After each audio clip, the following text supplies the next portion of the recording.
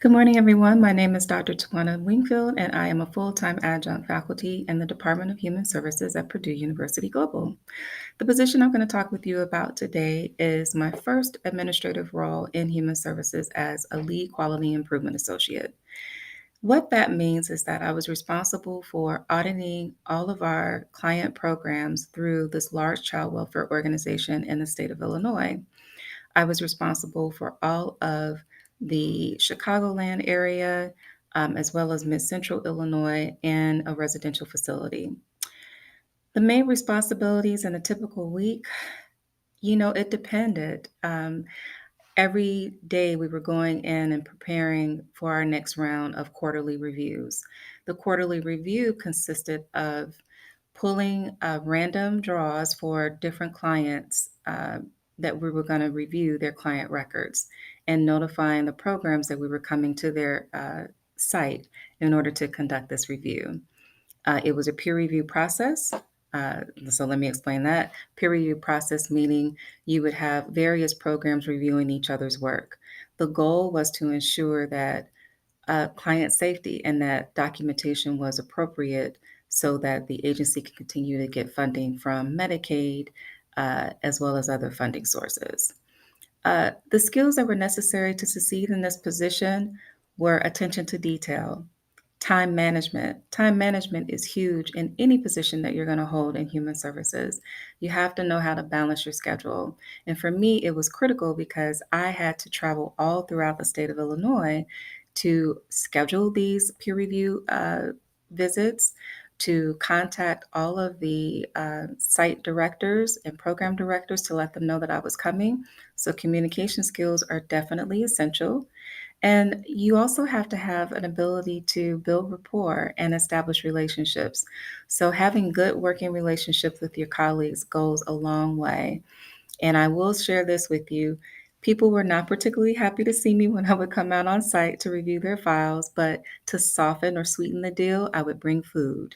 So you will learn creative ways to engage with people that you're going to be working with as an administrator. Find out what they're interested in and, listen to people tell their story about the work that they do and why it's important.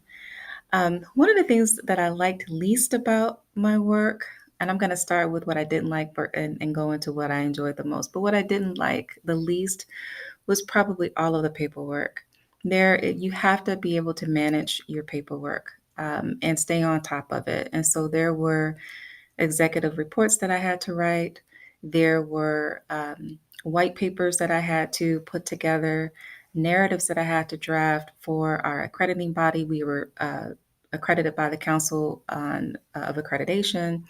And so that was a very tedious process to maintain that level of paperwork, but it was very necessary because, again, as an auditor, you're going in and reviewing client records to ensure that there are no issues or challenges and there are no unusual risks for the clients. Number one priority is to maintain client safety and also aligning with the National Organization of Human Services professional standards, responsibility to clients, and responsibility to colleagues, responsibility to the organization.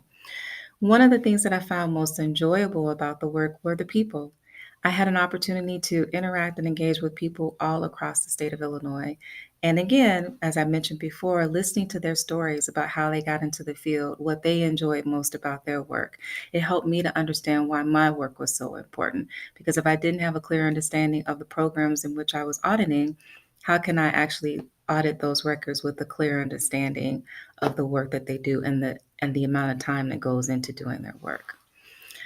Some of the biggest challenges that you may face in a position as a QI or quality assurance person in the population, again, this was child welfare, is when you document and you find that there are unusual incidents that are happening, that documentation isn't maintained, that a child's safety is at risk and, a worker dropped the ball. And so there were moments where I had to have some difficult conversations with programs and place them under corrective action to ensure that they were maintaining their client documentation in the manner that was needed for funding, but also to ensure, again, that number one priority that the clients were safe. What's something that I wish I had known when I first started working in the field of human services? That's a great question.